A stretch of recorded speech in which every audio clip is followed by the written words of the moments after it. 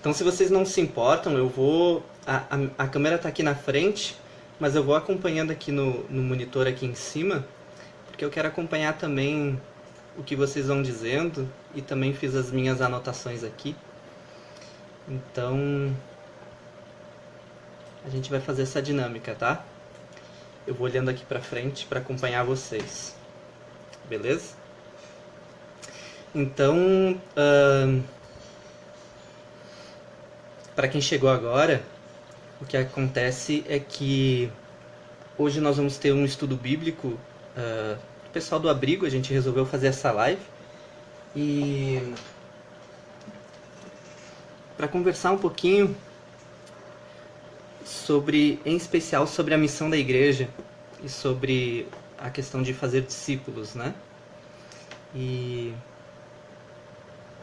se vocês tiverem acesso à Bíblia e eu tiverem com uma Bíblia na mão e quiserem acompanhar, tá? O texto que a gente vai ler está lá em São Mateus. A galera do abrigo já é doutora em Mateus, porque a gente está estudando Mateus há 3 anos, né? Todo mundo tem doutorado já.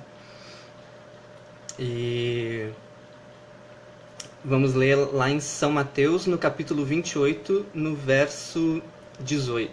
Tá? Quem puder acompanhar aí, são palavras de Jesus, né? Diz o seguinte: Jesus, aproximando-se deles, lhes assegurou: toda autoridade me foi dada no céu e na terra. Portanto, ide e fazei discípulos de todos os povos, batizando-os em nome do Pai, do Filho e do Espírito Santo, ensinando-os a obedecer tudo quanto vos tenho ordenado. E assim eu estarei permanentemente convosco até o final dos tempos. Eu estou lendo essa versão aqui, é a versão do Rei Tiago, que eu ganhei do Vitinho. E então, essa daqui é a chamada Grande Comissão, né? E é daqui que nós derivamos o nosso conceito de discipulado. Os discípulos, eles são alunos. E todo aluno, ele não quer apenas saber os ensinamentos do mestre, conhecer as doutrinas do mestre. Né? Eles querem ser como o mestre. Todo discípulo quer ser como o mestre. Né? E para ensinar, existem muitas metodologias, né? Muitas formas. Um curso, uma apostila, uma aula, uma live, por que não? Né? Existem muitas maneiras de transmitir conhecimento, mas fazer discípulo é, na verdade, ensinar a viver, muito mais do que somente transmitir conhecimento. Né? Não basta ensinar o que Jesus ensinou, né? É preciso ensinar a viver aquilo que ele ensinou. Nós precisamos de pessoas que encarnem a mensagem de Jesus, que vivam ela, que sejam ela, né? E não apenas transmitam ela. Nós precisamos, nós mesmos também, encarnarmos essa mensagem.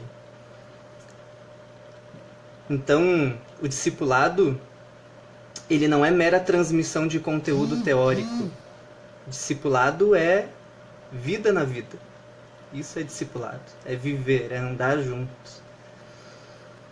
E percebam, por exemplo, que os fariseus, eles participavam da liturgia sacrificial e retornavam às suas vidas mesquinhas, promíscuas e, enfim, porque garantiam a sua relação com Deus participando de uma rotina sacrificialista do templo, das liturgias, do sacerdote, do sábado, do espaço cultico, do dia cultico, dos homens sagrados. Né? E nós sabemos, né, nós discípulos de Jesus, que tudo quanto fazemos, seja beber ou comer, nós devemos fazer para a glória de Deus. Não apenas os rituais litúrgicos são para a glória de Deus, né? Este mês, o Abrigo fez uma campanha sobre a consciência negra e contra o racismo. E não só essa temática, mas o Abrigo, de certa forma, aborda constantemente a questão da justiça social, da igualdade de direitos entre homens e mulheres, né? A gente fala muito direitos dos povos indígenas, são temas que a gente tem abordado com certa frequência, e o Abrigo aborda muito isso, as questões de justiça social, né? E a gente ouve testemunhos de outras pessoas, de amigos e de conhecidos, sobre como em suas igrejas questionam o porquê falar tanto sobre justiça social, né? Por que falar tanto sobre racismo? Não é melhor nós falarmos menos de racismo e mais sobre Jesus? A gente tem aqui aquela velha máxima do protestantismo, né? Que é converter o indivíduo e a sociedade toda então se transforma. O que não é uma verdade, né? Não tem sido uma verdade, pelo menos no nosso país, né? O IBGE, por exemplo, no último censo, apontou que 86,8% dos brasileiros se declaram cristãos. E mesmo com um número tão elevado e crescente, a violência não diminui. A pobreza não tem diminuído. A desigualdade não tem diminuído. O racismo não tem diminuído. Esses números continuam altos e crescentes também. O que eu estou dizendo aqui não é que o cristão ele é violento, é ele que promove a violência. Eu estou dizendo que nós estamos convertendo pessoas estão se tornando discípulas de Jesus, mas que evangelho é esse que nós estamos transmitindo e que não causa uma transformação real na sociedade? Nós estamos de fato fazendo discípulos de Jesus? Que evangelho é esse que nós temos ensinado? Que grande comissão é essa? E daí vem aquela pergunta, né? Não seria melhor que todo mundo fosse crente? Se todo mundo fosse crente, a gente não teria os problemas que temos? E eu devolvo a pergunta dizendo, tu acha mesmo? Tu acha mesmo que todo crente é consciente? Tu acha mesmo que todo crente sabe viver a vida? Que todo crente sabe coexistir com o outro? Não sabe. Porque nós confundimos discipulado com proselitismo. Nós confundimos discipulado com ensino de religião e não ensino para a vida. Discipular é ensinar a viver. Não é ensinar teologia. Embora eu seja teólogo, e isso pode ser um tiro no pé, né? Mas discipulado não é ensinar teologia. Não é ensinar calvinismo, arminianismo e blá blá blá teológico, né? Embora muitas pessoas, é disso que muitas pessoas gostam, né? Dentro da teologia, dentro da fé, né? Debater os grandes teólogos, né? E a gente fica ali debatendo Francis Schaeffer e Lewis, Stott, Calvino, Agostinho e divagando, né? Sobre coisas que às vezes são menos importantes do que ensinar a viver, do que ensinar a praticar essas coisas todas, né? Sair do abstrato, sair do teórico e ir para a praxis.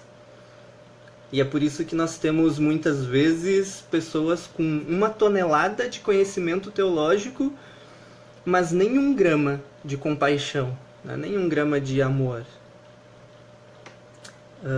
A gente vê isso na prática, por exemplo, na bancada evangélica, que muitas das leis que a bancada evangélica propõe são leis para obrigar as pessoas a viverem o evangelho. Pessoas que às vezes não são crentes. Vamos pegar, por exemplo, o quanto a bancada evangélica é contraditória à questão do casamento entre pessoas do mesmo sexo. O argumento que é usado sempre é que a Bíblia não aprova isso.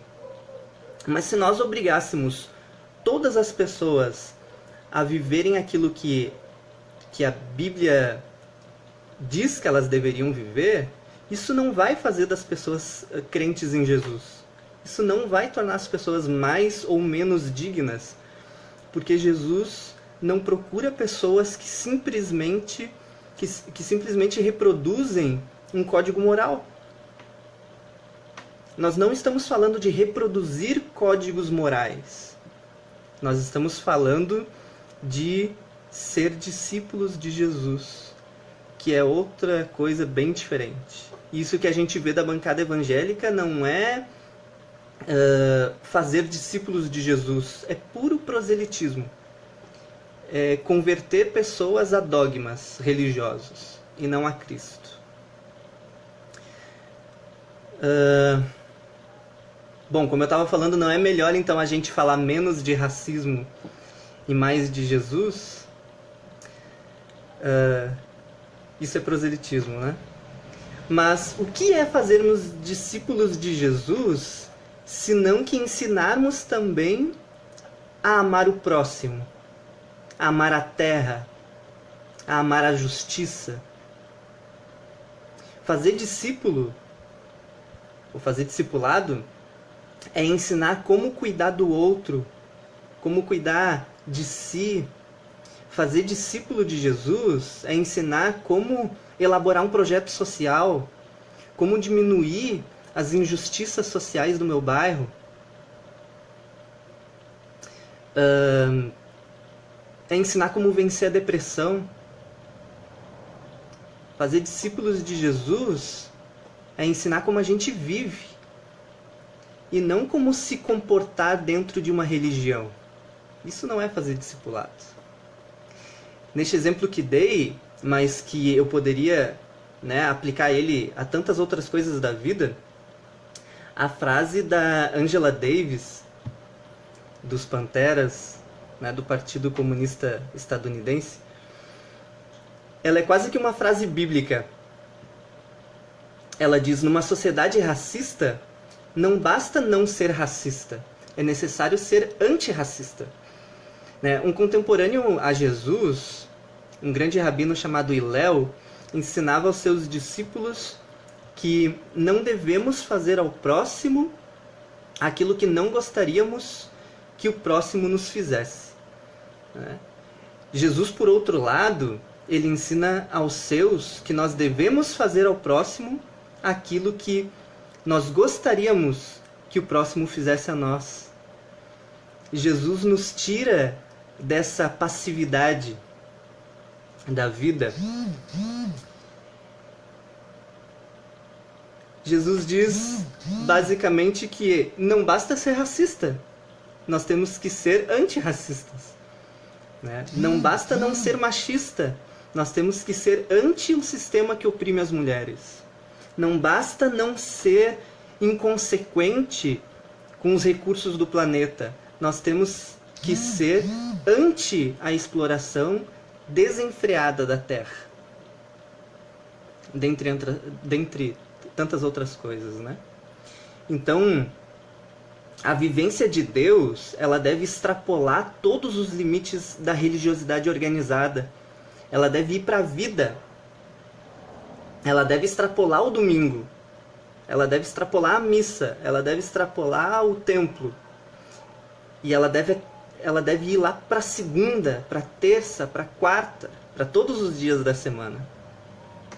Ela deve atingir o anonimato da minha vida, que é aquele que acontece durante a semana, fora do templo. É ali onde a nossa fé é desafiada. É ali que as experiências da fé são provadas. O ambiente religioso, no fundo, ele é um ambiente protegido. Ele é um ambiente de pessoas mascaradas, de pessoas bonitas, de pessoas comportadinhas. Mas é fora desse ambiente, é lá no anonimato dos nossos dias, na segunda, que nós devemos nos apresentar como obreiros aprovados. Porque é ali que o nosso trabalho, é ali que o nosso ministério é exigido. Tu sabe que existia um conceito entre os rabinos e os seus discípulos? Uma frase que era muito dita é que nós devemos seguir o rabi, o mestre, né, tão de perto que no final do dia nós estaríamos cobertos com a poeira dos seus pés, né? Então a ideia de que enquanto nós seguimos o rabi, o mestre, de perto, tão de perto, as sandálias dos pés do rabi levantam uma poeira e nos cobrem, né, no final do dia. Mas porque nós estamos seguindo ele de perto, observando tudo que ele faz, tudo que ele ensina, mas muito mais do que as palavras, observarmos o trato do mestre com as pessoas. Como que o mestre acolhe, como que o mestre conversa, como que o mestre acolhe aquela mulher samaritana no poço, por exemplo. Uma mulher, na época de Jesus, há 2000 anos atrás, né? Jesus conversa com uma mulher estrangeira ainda. Né? E qual é o trato, a acolhida? Como que Jesus acolhe os pobres, os leprosos, as viúvas, os órfãos, que eram os excluídos socialmente da sua época? E como que nós devemos acolher os excluídos da nossa época? Quem são os excluídos da nossa época?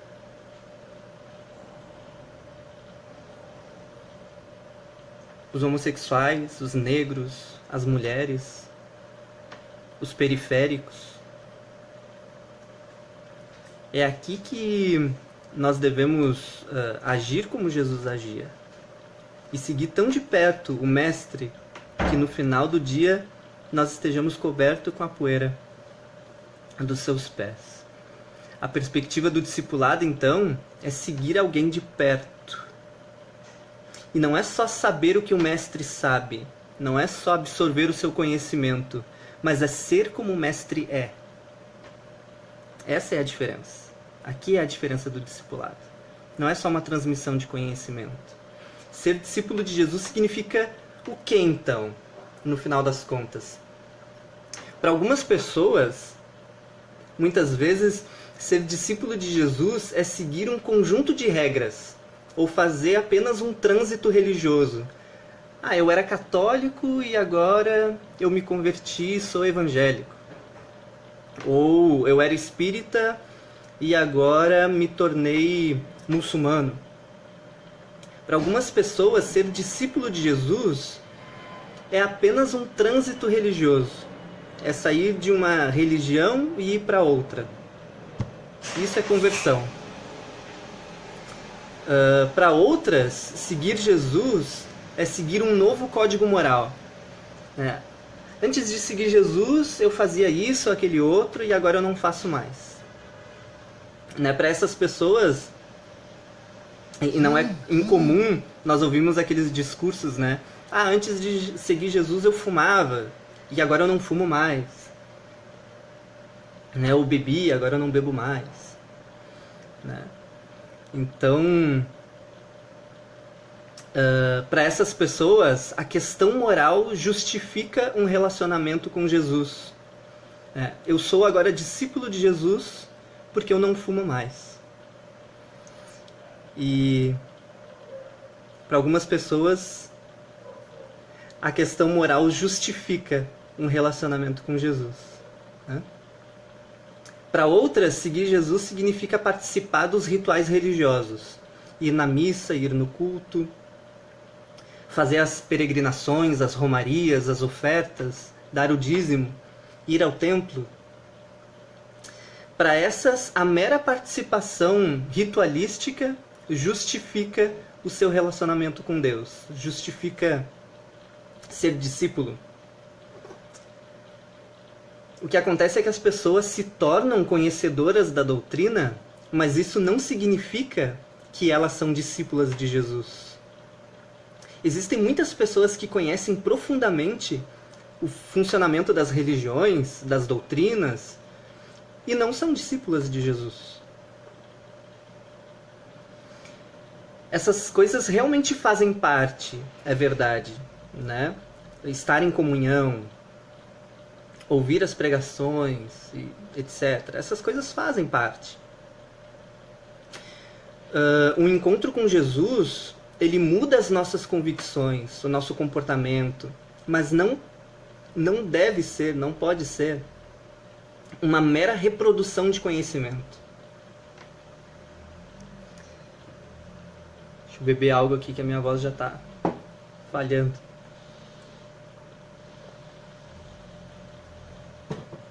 Estão pegando aí? Estão ouvindo? Legal. Então, o encontro com Jesus é uma experiência de transcendência. E ser discípulo de Jesus significa não só uma transformação de conceitos, mas uma transformação de essência. Jesus deixa de ser uma ideia e passa a ser uma pessoa com a qual nos relacionamos. E o pastor Ed Renekiewicz, que eu gosto muito, ele vai dizer que quando o nosso espírito se une ao Espírito de Jesus, que a Bíblia chama de Espírito Santo, de fato nós passamos a ter percepções diferentes, as quais nós não teríamos se não fosse o Espírito agindo em nós. No nosso interior, na nossa psique, na nossa compreensão de mundo. Nós passamos a ter impulsos de vontade, os quais não teríamos antes. Afetos que nós não teríamos se não experimentássemos desse Espírito. A experiência, ela, por vezes, é tão significativa que é possível identificarmos o antes e o depois desse encontro transformador com Jesus. É o que a Bíblia vai falar sobre nascer de novo. Né? Não é que agora, esse nascer de novo, não é que agora eu frequente lugares diferentes, eu participo de atividades diferentes. O principal é que eu não sou mais quem eu era. Eu sou uma pessoa diferente. Essa é a questão. Eu estou diferente. É esse deixar-se ser afetado pelo Espírito e não a mera reprodução de um comportamento social. Né? Isso é que me faz ser discípulo de Jesus. Não é só entender, mas praticar. É viver o que Jesus ensinou. É possível cumprir, por exemplo, as regras ritualísticas, ir ao templo, comparecer aos cultos, às missas, servir em ministérios na igreja e continuar sendo uma pessoa rancorosa, violenta, vingativa, orgulhosa, indiferente à injustiça. Ou seja, é possível seguir somente os dogmas religiosos e não ser em nada parecido com Jesus. Não ser um discípulo dele. É por isso que Kierkegaard vai dizer que o cristianismo, às vezes, se torna a melhor forma de acharmos que estamos seguindo a Cristo, sem de fato estarmos.